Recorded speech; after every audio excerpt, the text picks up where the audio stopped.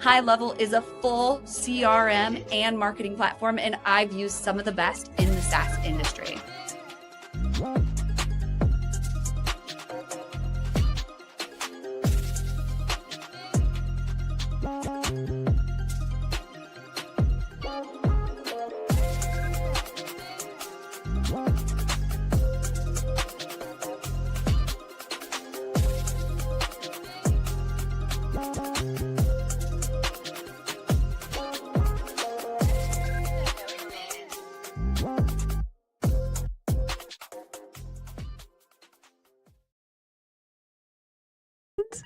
And I'm off mute, and we are on YouTube, Twitch, Instagram, and Facebook.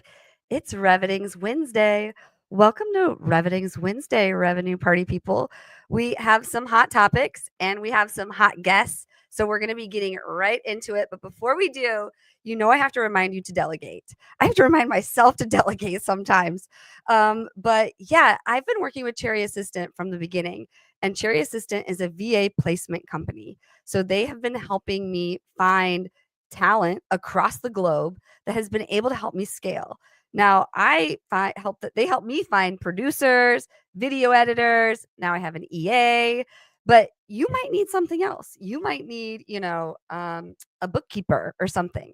So scan that QR code right there. Or if you're listening on podcast, just go to cherryassistant.com, fill out their form, let them know that you heard about them through WinsDay for $250 off your first month. So I definitely suggest getting a virtual assistant and getting some help. I'd love to hear from the folks in the comments. Like, first of all, where are you all tuning in from? And do you have a VA? Have you ever wanted a VA? If you just dreamed a little bit, what would you get a VA for? Put it in the comments. We want to hear from you. But then also I want to tell you about High Level.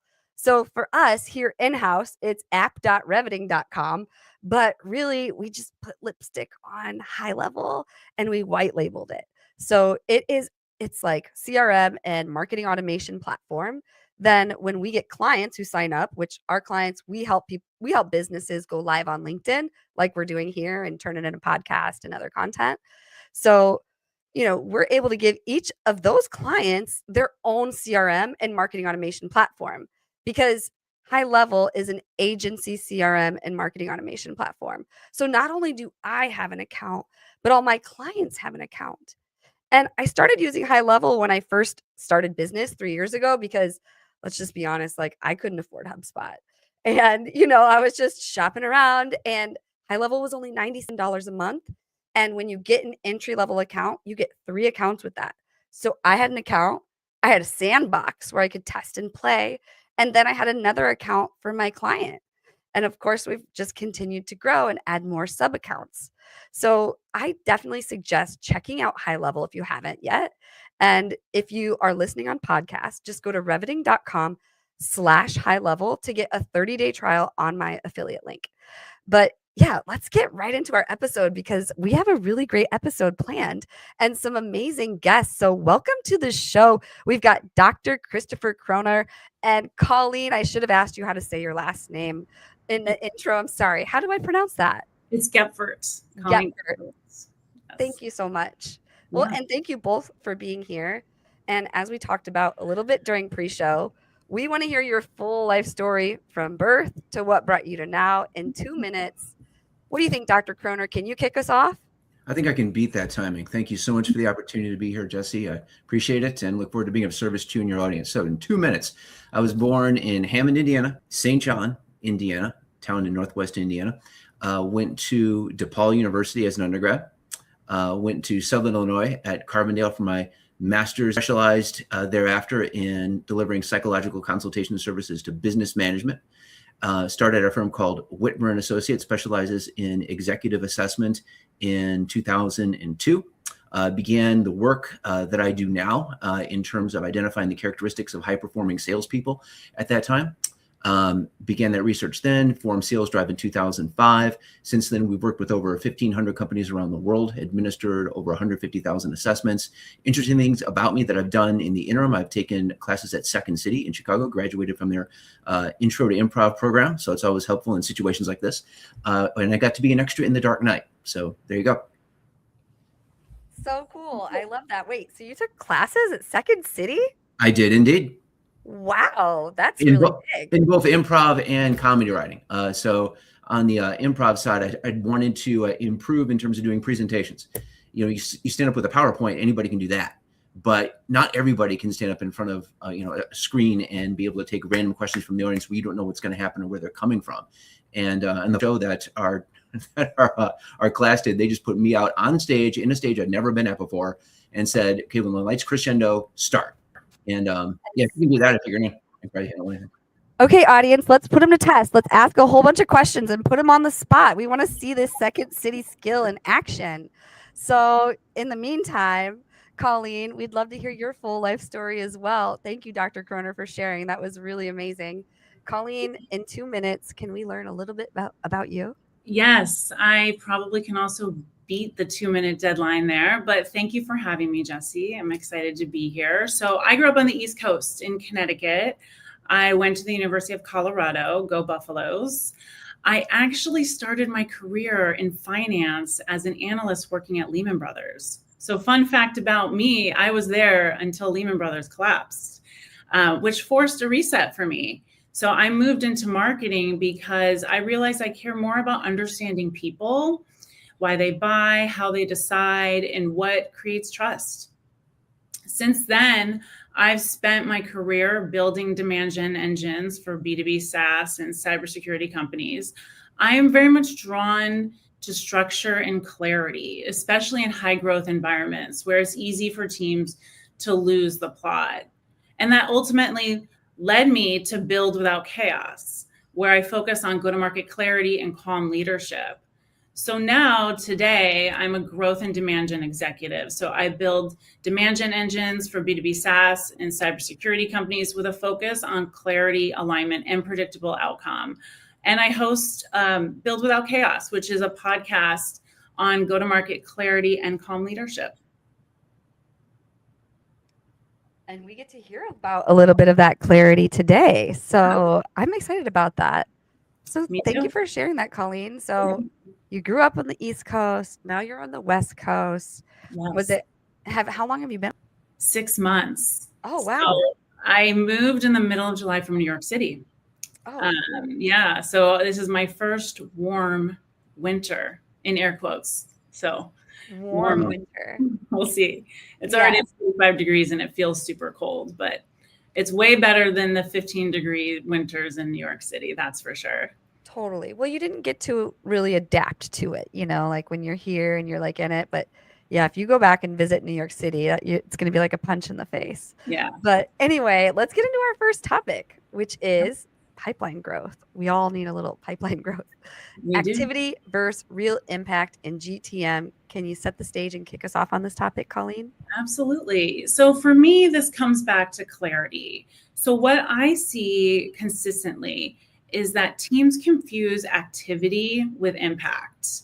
They're moving fast, but the motion doesn't create real progress. It's when you get clear on priorities and the sequence of work, pipeline begins to actually stabilize. So most teams are doing too much. There are too many tactics, too many experiments, too many A/B tests. It feels productive, but it's really just noise. The teams that outperform are the ones that focus on a few clear tactics and campaigns that are actually converting down the funnel. So what I've seen is a clean ICP and a unified message that outperforms a busy campaign calendar any day. When sales and marketing and product are aligned around the same narrative, pipeline becomes predictable. And when they're not, there's no amount of activity you can throw into the market to actually fix it. That's true. Yes. Yeah. And as a marketer, I see all the time people don't have their strategy down. And, we offer LinkedIn live services. Like we help businesses go live on LinkedIn. We repurpose it to podcast, short form video, and then we'll fill up their social media queue. So that's a tactic. But if they don't know their audience and their message, it's going to take some time, and we're going to have to help them with that, which then, that's more like CMO services. So then we're talking about other things, And Yeah. so I think it's really important what you pointed out, because a lot of people forget about the strategy piece. So I don't know, Dr. Croner, I'm curious, what's your take on all this? No, I agree with Colleen. When you look at the way someone spends their time psychologically, if you have someone who's scattered, you're going to get scattered results. Mm-hmm. However, I know we're going to be talking about different gurus. One of the gurus that I might cite would be someone that I learned this lesson from, Darren Hardy, who talks about what is your one thing? What is the one thing that you do that most contributes to the bottom line of your company? And when you structure your activities around that one thing, you add that much more clarity and simplicity, and you can focus on that one thing rather than focusing on 100. Do what you do best, and structure the pipeline the same way, in a simplistic way. The more you're structured, the more you're focused, the more you will get a result, as opposed to spreading yourself too thin. So absolutely, I agree with that. Yeah. And you actually brought up a really good point about behavior, because how I look at funnel health is through behavior. I think impact shows up in the right buyer and how they're moving down the funnel. So I actually care less about volume and more about our buyer progressing down the funnel and what they're doing. So if your ICP is converting, then it's working. But if not, then you need to step back and get more clear instead of introducing more activity in the market.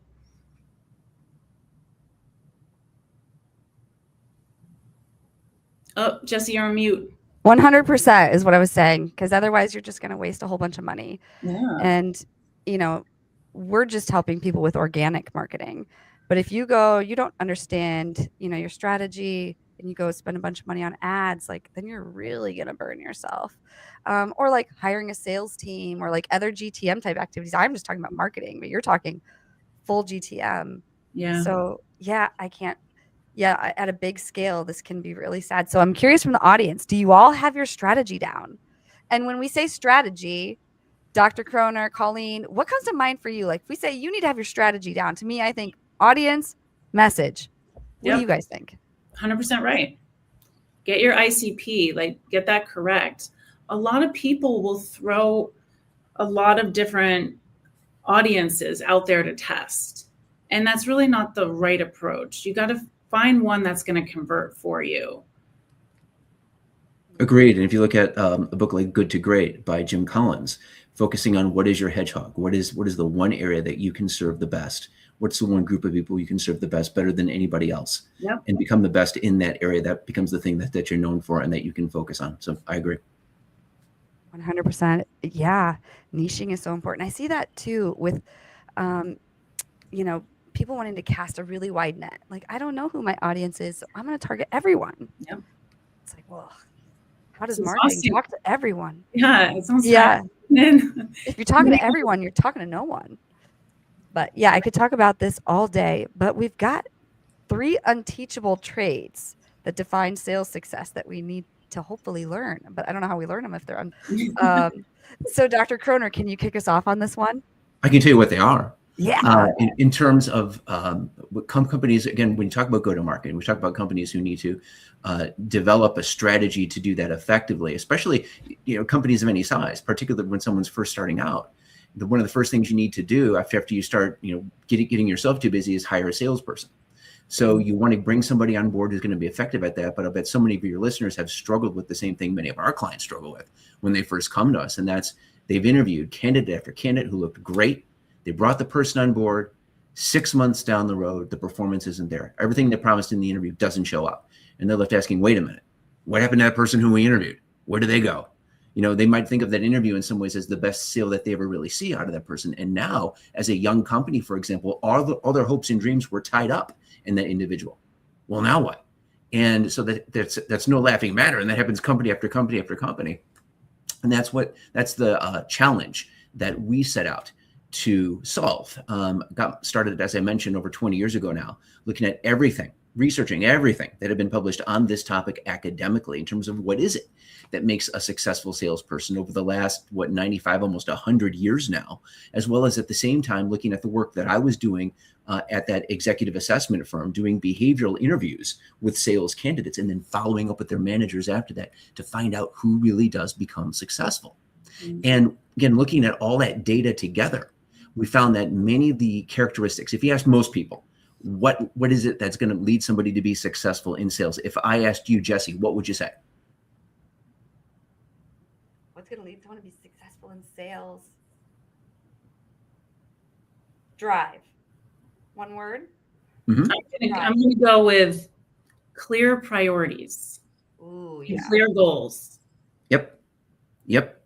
Very, very important. And people all say other things too, like I want somebody who has great relationship skills or somebody who's very persuasive.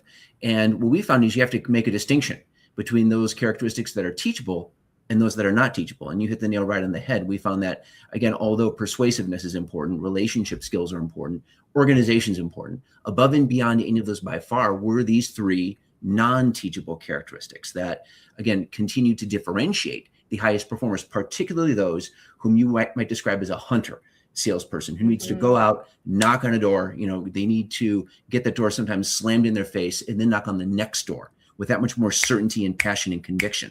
And when you think about it psychologically, that's a very special person whom we're talking about. And all the liking people and gift of gab, if you will, in the world, or just being hungry for money is not going to solve the problem of that person dealing with those challenges, dealing with that rejection, dealing with having to pick themselves up again and again. So we found it's these three non-teachable characteristics that consistently led to success in that type of a role. The first one is what we call the need for achievement. And psychologists define the need for achievement as the person who pursues excellence for its own sake, who's constantly focused on setting the bar high, if you will, jumping over that, then setting it higher again the next time, always going above and beyond. Think of the kid in school who has to get an A. It's that mentality, if you will, rather than somebody who's just hungry for money. It's someone who's hungry for excellence. The second piece is competitiveness. And the competitive salesperson we find really wants to do two things. Number one, they want to be the best on their team. They're always kind of comparing their performance to their peers because psychologically, they just need to know how they stack up, if you will, relative to the group. And then number two, they want to win that prospect or that client over to their point of view. Because to them, psychologically, that sale is kind of like a contest of wills. And then the third piece, of course, is optimism. And that's the salesperson's sense of certainty that they will succeed, as well as their resilience to remain persistent when they face the inevitable difficulty and challenge and rejection that a salesperson simply has to deal with. So we find it's those three characteristics all together, Jessie: need for achievement, competitiveness, and optimism that psychologically create sort of the perfect storm, if you will. And collectively, we refer to those three characteristics as drive. You're exactly right. Oh, I got it right. Yes. Yep. Okay. Well, I like that. Hunger for excellence. That one's important, I feel like, because like if you're going to go out and you're going to do that and you're going to have the door slammed in your face, I like how you said, and after you have the door slammed in your face, you're going to be even more passionate knocking on that next door. Yep. You got to have a little hunger there. Hunger for excellence, hunger for something. But you said it's not going to be the money. So it's going to be like the self-pride a little bit. Yep. So if you've seen The Last Dance, that Netflix special about Michael Jordan, where he was out there every single morning practicing, that's the mentality that we're talking about. It's one of those things where oftentimes companies will say, well, I want somebody who was great in sports. That person is surely going to be a great salesperson. Well, you might capture some competitiveness, maybe, but I want to see what really made them great. Was it the fact that they just had some raw athletic ability? Okay, that's fine. Or did that person need their coach to wake them up in the morning? Or was it the sort of individual who was out there before everybody else, like in The Last Dance, practicing and practicing because they just needed to pursue excellence for its own sake? That's what we look for. I love that. So cool. What would you add to all that, Colleen? No, I think it sounds right. I totally agree. Makes a lot of sense. Yeah, I absolutely. think that the three combinations together make sense too. I'm not sure if I've necessarily thought of all three combined, but I think you're right. Yeah. And then that's a question that you had too about being, can you teach that to someone? Well, past the age of 21, 22, not much we can really do, as you can imagine, to substantially change the person's overall level of drive. By that point, it's kind of either it's there or it's not. However, with kids, people often ask me if after I give a talk, what about my kids? What really leads somebody to having high drive? And there's all kinds of things you can do to raise a kid who has those types of characteristics without driving them crazy, of course, or without again, making them the type of individual that's just over or imbalanced. So there are all kinds of healthy things that you can do. It's kind of that combination of nature and nurture. There's a way the person's wired at birth. They've got this characteristic called achievement striving, if you will, an element of what psychologists call conscientiousness, one of the big 5 elements of personality. And then you take that seed, if you will, and then you develop that over time by just basically holding the child accountable one way or another for their behavior. There's all kinds of things you can do. It could be with academic performance, could be performance in sports or in a band, or watching their brothers and sisters, or games you can play with them to kind of teach them accountability, teach them achievement striving. There's all sorts of things you can do as someone grows up, again, to develop that drive in a healthy way. That's the important thing. In a healthy way. Yes, absolutely. I love that. I'd love to hear from the audience too. I see there's one person on YouTube, but for some reason, LinkedIn isn't working for me. Is anyone else having that problem? I see Layla, you're commenting on LinkedIn. Erica, I saw you were there. Erica's saying this is very interesting. Yes, I do like the psychology part of this. This is very interesting. I wish that stuff was teachable, but yeah, it's just not. How do you screen? Are we getting into that? That's a topic. Screening for those skills. So we'll hold off because I was just going to ask, how do I screen them? Okay. Well, before we get to this next topic, structured leadership, why clarity beats urgency, we just have a brief message from our sponsors, and we'll be right back after these messages. This is Mike, also known as Clean with Mike on Twitter. Mike hired a virtual assistant from Cherry Assistant about 2 years ago. Now he has a $50K per month business, fully managed by a remote operator in South Africa. His VA from South Africa does the following: closing inbound leads on the phone, Yelp and Google and Facebook, manages his CRM on Go High Level, deals with rescheduling, cancellations, any issues, hires and manages the cleaners, and sends them daily reports and updates. Mike has a fully cash flowing business managed by a remote operator for only $8 an hour. You can also hire a US equivalent worker in the Philippines, South Africa, Latin America for a fraction of the cost with Cherry Assistant. Be like Mike and grow your business with offshore staff.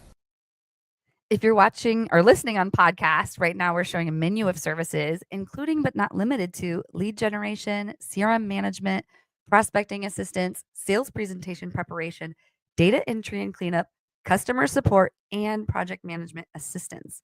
They do so much more. So just scan that QR code or go to cherryassistant.com, talk to DJ Kim and his team, and they will place you with a VA that does the stuff that you're looking for. And we all need to delegate more. And, I promise you will be a better leader when you just let go and let other people do it. But let's get into structured leadership. Why clarity beats urgency culture. So, Colleen, could you kick us off on this topic? Yeah, so I see this a lot with different companies. And what I will say is the moment that urgency takes over, the work begins to break down. So you get fire drills, you get priority shifting and constant thrash. People will actually stay busy, but the work doesn't compound and it's motion. It's not really progress. So for me, this comes back to being clear and developing clarity amongst teams. Teams are moving faster when the basics are clear for them. So be clear on the role, be clear on the actual goal and the order of operations. So clarity will remove the friction. And when people know what matters, the execution becomes clean and also repeatable. And there's ways of executing this in your environment. And what I believe is calm leadership isn't passive, it's disciplined. So it creates a predictable rhythm that stabilizes the team, which leads to better decisions. People do their best work when the environment is steady and not frantic. Totally, 100%. I do agree with you, and it's really hitting home right now. Maybe just because of all the live streams we have going on, and it's like all this urgency. Yeah. Because it's like it's showtime, whether we're ready or not.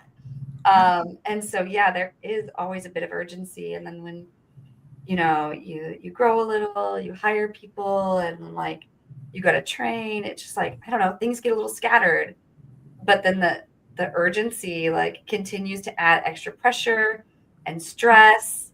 So really we just need to get clear. Yeah, we do. What you're saying. Urgency is always around us, inside the workplace, outside the workplace, right? But it's getting clear and communicating that and creating structure for your teams, because people, they like structure. They do. Yeah, clarity really is key. Absolutely. What would you add to this, Dr. Croner? That's such an important point. Leading by fire drill leads to burnout, leads to disengagement. No one wants to work in a place where it's constant fire drill. They might take one or two, but after a while, people are going to roll their eyes. Here we go again. And that leads to burnout, and it leads to people looking for elsewhere to work.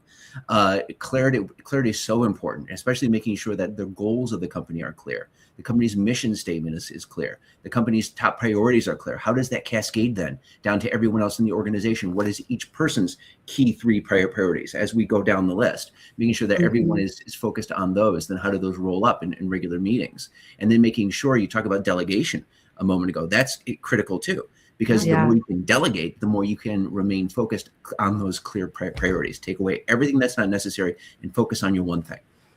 That's right. You already told us in the beginning we need to focus on that one thing that we're good at that leads to revenue. So delegating is important, but then the clarity, because we have to have that clarity to really know what we should be doing. And as leaders, because this is about structured leadership. Wait, what did Erica just say? Can I see her comment again? Wait. I need coaching for parenting my teen. Yes, absolutely. We need clarity for our teens, because if we don't have structured leadership with our teens, confusion is going to lead to chaos. So it's like, okay, child, how would you transition this topic into parenting, Colleen? Any ideas there? I think this is life advice I'm giving, Jessie. Yeah. At the end of the day, you can apply it to high growth tech teams or just your everyday life, because really getting clear in everyday life is, that's really a win too. So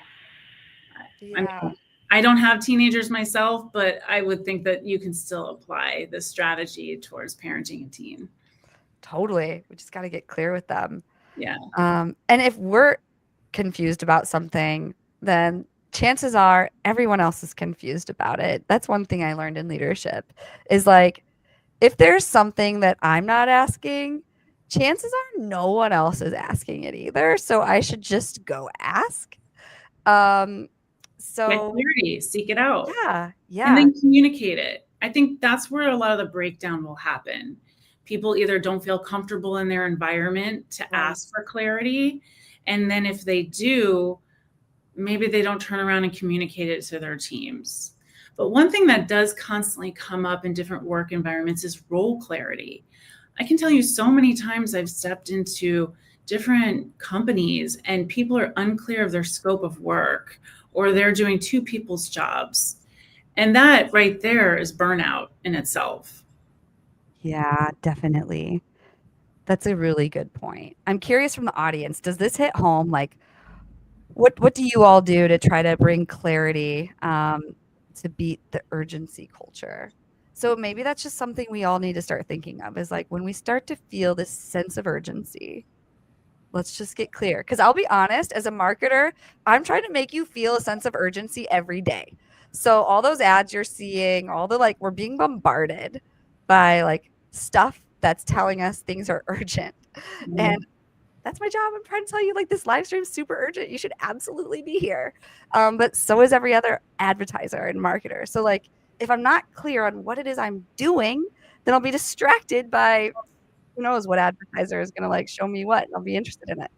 But yeah, no, I digress there. I want to hand this back over to Colleen to kind of close us out on structured leadership and why clarity beats urgency. Yeah, I mean, a closing line here, and really what I want everyone to take away is teams perform better when you replace urgency with clarity. It's really that simple. And getting clear on what it is your goal is and making sure it's being communicated. I'm going to keep it short and simple because I just think that that's the soundbite. Amen, sister. Let's keep it short, simple, and clear. And let's move into topic 4. So this one, we're going to get into what I was going to ask you earlier, which was, how do I screen for skill? But this topic reads, screening for skill causes sales mishires, but how do I screen for those unteachable skills? Very good question. And it goes back to clarity, being clear on exactly what you're looking for. One of the things that people often don't know when they interview candidates, sales candidates or anybody, people aren't typically trained in how to interview. So you sit down with somebody and you do your best. You think to yourself, okay, what does the person need in this role? In this example, sales. Well, I want somebody who's a good talker maybe, or someone who could sell me this pencil, or someone who's hungry for money. And so I'm going to sit in front of them and I'm going to see if I can use my gut to determine whether they're just going to have those things. Well, that's not the way to go about it. Of course, you want to get clarity in all things, and in clarity in hiring really comes down to figuring out exactly, number one, what's the job description? Number two, what type of person are you looking for? What are the characteristics that lead to success in those outcomes that you're looking for? And delineating those. So we talked about the three elements of drive: need for achievement, competitiveness, and optimism. But then there are other core characteristics we can look for too, as I mentioned, things like persuasiveness, relationship skills, organizational skills. And then, of course, during the interview, the selection process, we use a series of tools and interview questions to go after each of those characteristics. Now, in the question, as you framed it, looking at the person's skills, how does hiring for skills sometimes cause an issue? Well, here's the challenge companies run into. They don't know what really leads somebody to success in sales. So again, they're doing their best. So what they'll do is they'll look at the person's past, they'll look at their resume, and they may say, wow, take like a young company, for example. They'll find this candidate who's had great experience at, say, a very large company. And they'll think, great, this person's had experience at this very large company. They must have been through some world-class sales training. So clearly they probably do have skills, and they probably do, by the way, some great sales skills, things like how do you close effectively? How do you cold call? They probably know all of that. So, logically, surely they'll bring that same degree of success to bear for us, this smaller company, right? Well, not necessarily, because the key distinction in that situation, for example, is what led to that person's success at that large company might really have been all the brand recognition and collateral material and support that they received that made those cold calls a lot warmer. Yes, they have a lot of those basic sales skills, but now when they move into a place where they don't have all of those supports, and they move into a place where maybe they're not necessarily, they don't have as large of a company around them. They don't have all those collateral materials, and they got to do a lot of that themselves. They got to be, for example, an evangelist. That's a completely different game now. Now what are they going to do? So that's where hiring for just skill alone, if we're talking about just ability to execute a task, might be okay in some situations in sales. But when you need somebody, for example, who's going to be a hunter, it's not going to be enough. That's where you're going to need to go after those non-teachable characteristics. And you say, well, how do we do that? It's a combination of assessment, which is using psychological instruments, psychometrics, and then following that up with a well-constructed behavioral interview. My company, SalesDrive, has an instrument called the DriveTest that goes after driving people. But then, of course, we have the interview thereafter, in this case with sales. That's where you sit down with a person and you keep in mind that the best predictor of future behavior is previous behavior. So in the interview, we want to ask the candidate about behavior they've engaged in at work that reflects these characteristics that we would like for them to show for us going forward. So when it comes to a characteristic, for example, a non-teachable characteristic like a need for achievement, tell me about the greatest goal that you've ever accomplished professionally. Really have the person describe that and flesh it out for you. And then you can reflect back to them. You've got to be proud of that. How do you intend to top it? Again, the person high in need for achievement has a plan to top it, and they are excited, most importantly, about the opportunity to tell you about it. They're not going to answer that question by saying, well, how am I going to top it? I guess I'm going to get this job. Again, that when they're answering questions in a simplistic way like that, they're helping you out because you're finding out that this is probably not the best match for the role. And at the end of the day, you want to make sure, as you can imagine, Jesse, that the match is right on both sides, not only for the company, but also for the person. You don't want to put a person in a position where psychologically the demands that are being placed on them in terms of, again, as we talked about, knocking on that door, getting it slammed in their face, knocking on the next door, are psychologically difficult for them. You want to make sure that it's right on both sides and that they're ultimately enjoying what they're doing, because you don't want that person to end up in a situation where they're getting burnt out. So you want to find somebody who's naturally, psychologically predisposed to do well in that hunter sales type environment. Those are the things to look for. Yeah, absolutely. If you want that hunter sales environment, yeah. So I don't know what to follow up with that. I guess it's just like, well, where do we find those people? And like, really, but like, I don't know, Colleen, what's your take on all this? Yeah, you brought up a good point, which is following the behavior. And ironically, that's the same kind of tactic I use in go-to-market strategy. Follow the behavior of your ICP rather than the tactic, because the behavior is going to lead you to conversion. So ironically, I think we're saying the same thing, Chris. Mm-hmm. Yeah. Absolutely. Absolutely. And again, when it comes down to clarity, when you have so many of things that you could look for in an interview, so many things that the company could have as its priority, I believe it was Michelangelo was, when he's carving the David, he's just removing everything that's not David, if you will. It's that mentality. And it was Steve Jobs who said, I'm as proud of what we don't do as of what we do. Yeah. And so it's focusing on removing all of that extraneous stuff and focusing on the one thing that you want to get done. That brings the clarity. What is your one thing? Then in the hiring process, what are the 3 non-teachables that you're looking for? What are the steps that you're going to use to find those characteristics? And then what are the more teachable characteristics that you can look at? And then when it comes to maybe more challenging types of positions that involve, say, solution selling, okay, things like problem solving and conceptual ability and analytical ability, going after all of those in the interview. And yes, there are things that you can do in terms of psychometrics, in terms of instruments, tests online that can go after these types of characteristics. So always happy to provide guidance on those too. That's so good. This has been a really great episode. I mean, I feel really clear on everything. That's great. Yeah, absolutely. But no, I mean, I have to tell you, Dr. Croner, I ran a kind of a test. One of my advisors was like, because I was getting a ton of leads and I was not following up with them. And, we can do marketing automations all day, but like no one's calling the leads. So he's like, just go hire a commission only seller. So we put out an announcement for commission only sellers. We got a ton. So we did a group training. And I mean, there were like 70 people that applied. I think we ended up having like 30 in the first training. And then we ended up having 3 different trainings. But none of them worked out. I mean, one of them's still helping. Hasn't sold yet though. I still have hope for it. And I want to teach it, but like, what I feel like I maybe wasted a lot of those people's time. What could I have done to maybe make sure that like, I'm not wasting people's time? I mean, I guess it's getting clear in the job announcement, getting clear in the interview, but like, I don't know, I'm just trying to come up with a real life use case story for you to like, how do we screen them better? Of course. No, you're exactly right. So backing all the way up, it comes down first off to that job listing. What do we do to write a high drive job listing that's going to attract an individual who's going to come on board, see the structure as commission only and knock it out of the park? Because yeah, you're right. It's one of the questions we'll often get is, should we cap a salesperson's commission? And I'll say no. When you're looking for somebody who's high drive, again, it's not that they're motivated by money, but rather they're motivated by putting as many points as they can on the scoreboard, like a great athlete. It's how they show how well they've done rather than their goal in and of itself. So as long as the person has some financial stability, giving that opportunity to earn unlimited commissions, they absolutely love that. So then back to the job listing. What do we do to write a high drive job listing? Well, it's all about attracting that high drive person. So you advertise your position in that way. I'm author of Never Hire a Bad Salesperson Again, and we talk about that in the book. So starting out, for example, with a question, are you a top performing CRM company asks, are you a Top Gun salesperson?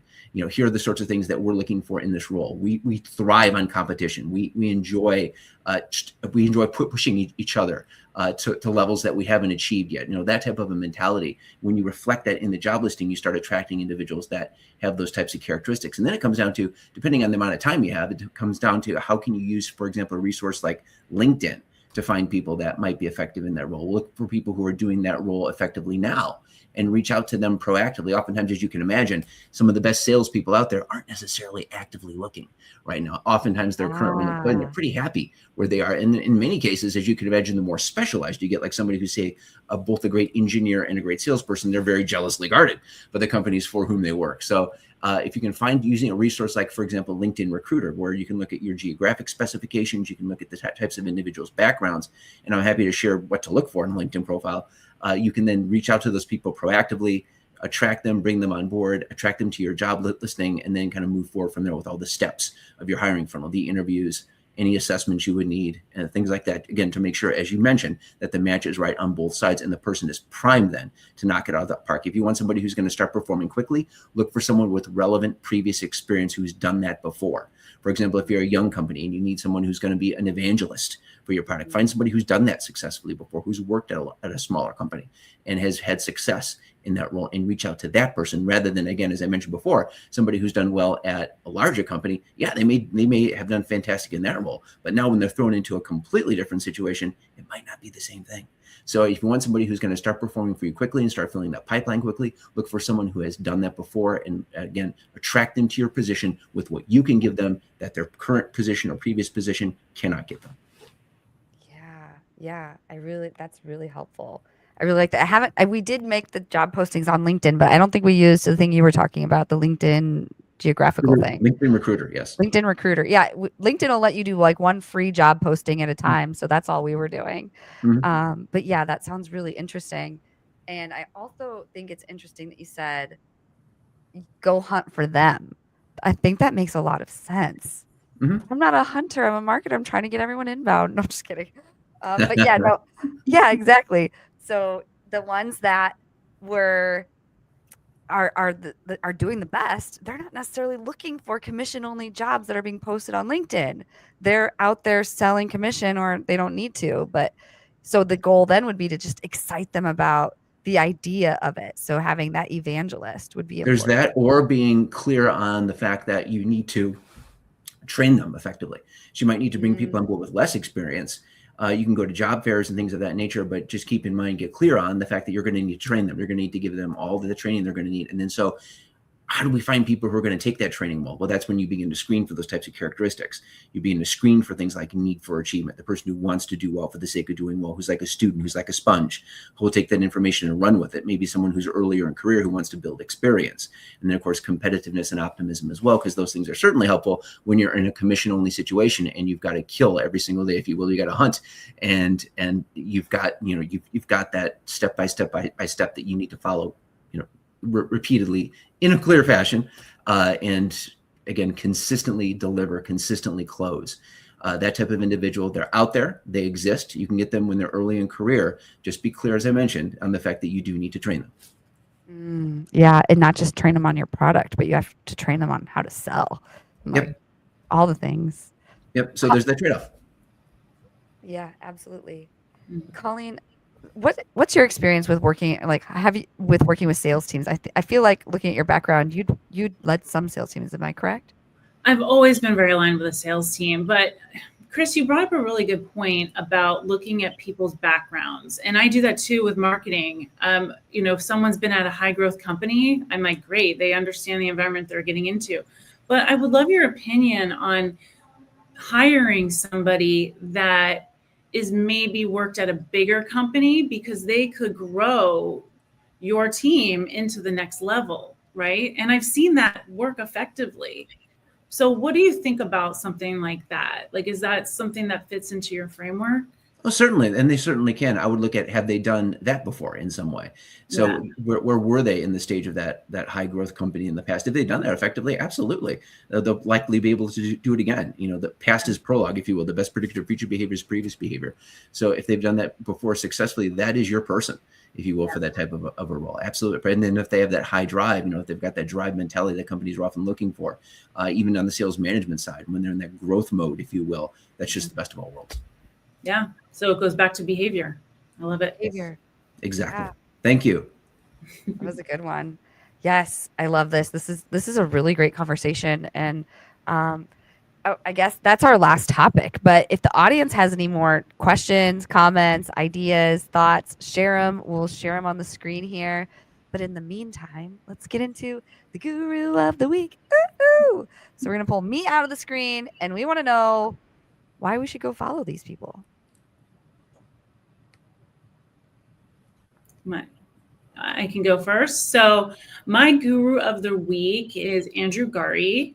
I met Andrew. He was a guest on one of my episodes on my podcast, Build Without Chaos. So Andrew, I found, brought a very grounded strategic approach to marketing leadership that cuts through the noise. So he's someone I constantly look to for clarity and long range perspective. He's also a CMO coach. He has worked as a global CMO at very, very high level companies. And so he's seen a lot, and he brings a lot of perspective. I'll pass it to you, Chris. Thank you, Colleen. My guru of the week is Richard Abraham. I met Richard Abraham, back in, I want to say 2003, 2004. He is the author of a book called Mr. Schmooze, The Art and Science of Selling Through Relationships. Mr. Abraham has been CEO of several commercial real estate companies, and he did his master's thesis on what is it that leads somebody to be successful in sales many, many years ago. And his topic was all about relationships. And so that's what this book, Mr. Schmooze, is all about. It's a bestseller on Amazon. It's an apocryphal tale about this apprentice salesperson, if you will, who's following this very experienced salesperson around and notices a trend, notices the fact that this very successful salesperson knows how to connect with their customers and clients based upon what it is psychologically that's most important to that person. It could be a member of their family that is in, say, a band. It could be something that they're doing with their wife. It could be something to do with their husband. It could be something they're doing with their kids. Whatever it happens to be that's most important to that person psychologically. Use that in many ways to grow and blossom that relationship. Find out, or career goals. Find out what's most important to that person and make that the crux of the relationship. Because the more you can serve that person personally, the more everything else just flows naturally. And that's a skill. That's something that you can teach someone who has high drive. You can show them how to build relationship skills. So Richard Abraham, he's author of Mr. Schmooze, The Art and Science of Selling Through Relationships. I'd encourage people to follow him. He's also co-author of a book called Never Hire a Bad Salesperson Again with myself. And I would encourage you to follow him. He has great wisdom on LinkedIn. And it's been a very impactful experience for me. To work with him. It taught me a lot about how do you connect with people on the personal side, on the relationship side, and then how do you combine that with the individual who's kind of high drive underneath that and use that to kind of build the perfect salesperson, if you will. That's so cool. Well, I might have to have Richard on the show because I'm curious what he thinks about the challenger seller. Because in that book they say the relationship builder isn't the top seller, it's the challenger seller. So I'm always curious because I always come from the relationship perspective too. So I remember reading challenger seller and being a little bit disappointed. Yeah, it all depends. It's a good point. It all depends how you kind of define it. I know that Neil Ragman, the author of The Challenger Sales Seller, I believe that's the title of the book. He actually attended a presentation that I gave for Selling Power Magazine. Got along great. I think it's really just a matter of how do we describe the person who uses relationships effectively. Oftentimes there's the stereotype of the person who's kind of the backslapper or the person who, isn't necessarily as serious. Or in reality, what you want to find is someone who is strategic about it, who thinks about it, who thinks about, okay, I was just with this person. They mentioned to me that, for example, boxing is a favorite activity of theirs, or they mentioned they enjoy snowboarding, whatever it is. Then within, say, half an hour before you get back from lunch, if you will, with that person, they get back to their offices and they have a coffee table book about snowboarding on their desk. So, it's a very strategic type of an approach as opposed to just random. So there are very specific things that you can do from a sales standpoint that you can use to build that relationship. It's not necessarily just connecting with people in a lighthearted way. It's really more about what's really important to this person. How can we make that? How can I use that to communicate the fact that I am there to be of service to them in every way that I can? Yeah, I love that. Thank you so much for sharing. And that's the guru of the week. So now we want to make sure we know a little bit more about you before we wrap up here. So could both of you tell us a little bit more about yourself? We want to know who you serve, how you serve them, and if they could be served by you, how do they reach you? So Colleen, could you kick us off? Sure. Yeah. So I actually have an advisory where I serve leaders who are trying to build real growth without burning themselves out or their teams. So most of them sit inside B2B SaaS and cybersecurity, and they're looking for clarity, alignment, and a healthy way to scale and grow. So if you're looking for that and you feel like that's alignment for your company, you can reach me on LinkedIn or also the buildwithoutchaos.com website. Awesome. Thank you so much for sharing that. And I'm assuming you were done. Was there anything else you were going to add, Colleen? No, that's it. No? Okay. So Dr. Croner, how about you? Could you tell us a little bit more about you, who you serve, how you serve them, and if they could be served by you, how do they reach you? Of course. I serve companies who are looking to grow their revenues. Simple as that. So when they want to increase revenue, we encourage them to think about their sales teams, and we help them to identify salespeople with the 3 non-teachable characteristics essential for success in new account acquisition. Those are the people I serve. It can be a company of any size. Company hiring their very first salesperson, all the way up to company hiring hundreds and hundreds of salespeople every year. We're very, very flexible, if you will. And then also companies who are looking to hire individuals who are high in drive in general. So those sales cultures, if you will, companies that are looking for those services, it's my pleasure to do anything that I can to help them.